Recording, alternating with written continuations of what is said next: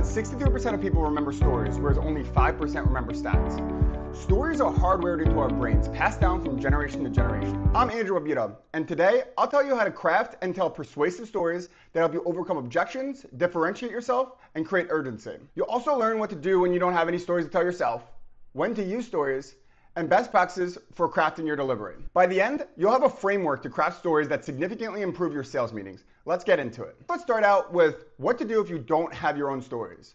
The first thing to do is use your own personal stories. When I joined my new company from my last company, one of the things that I would do is I would frequently talk about the difficulties we had at my previous company that I knew my prospects could relate to. And I talked about how much better things would have been with our software. If you have any similar experience with your prospects and you're just starting out, reference those experiences in your meetings and talk about how much better things would be with your current company's solution. Next, you want to review case studies, testimonials, and third-party reviews. From there, set up time with your colleagues to interview them on their success stories and any competitive insights that you can get from them. Meet with cross-functional teams and ask them about examples of success stories that they've had with clients. You want to prepare tailored stories for all the various different scenarios that you could potentially run into in your sales meetings. Common challenges, goals, and scenarios. Use vivid imagery, relatable analogies, and paint a scenario for them that they could see themselves in.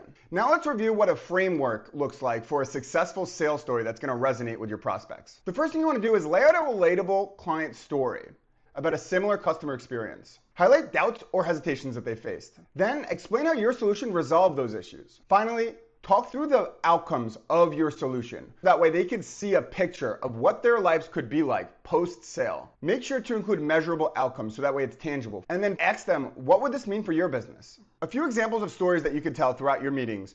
One is a competitive example. Talk about one of your clients that switched over to you after uncovering hidden fees by their previous partner and how it impacted their relationship with their own client. Another one is to overcome the status quo.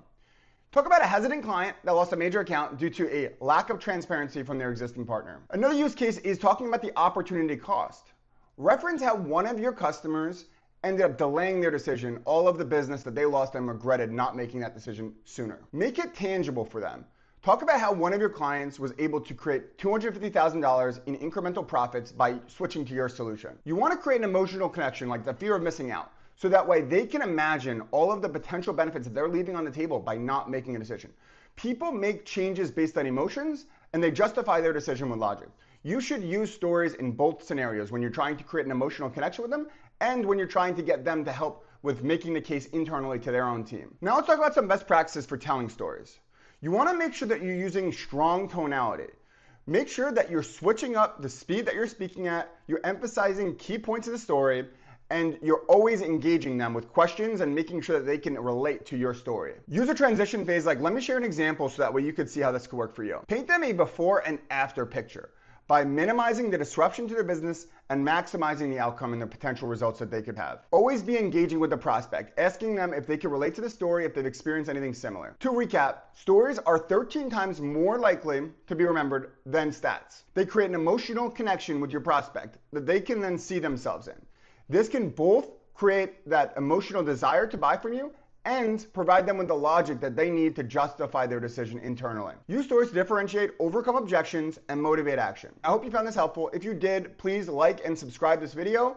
You can head over to my website, andrewbarbuto.com, for a free sneak peek at my upcoming book, Top Sales Producer, How to Crush Your Sales Quota. Feel free to check out my other videos where I talk about how to get in touch with CEOs, how to break through the noise in your prospecting efforts, how to overcome objections, exactly what to say in meetings. Always remember, if you're not helping, you're not selling. Thanks.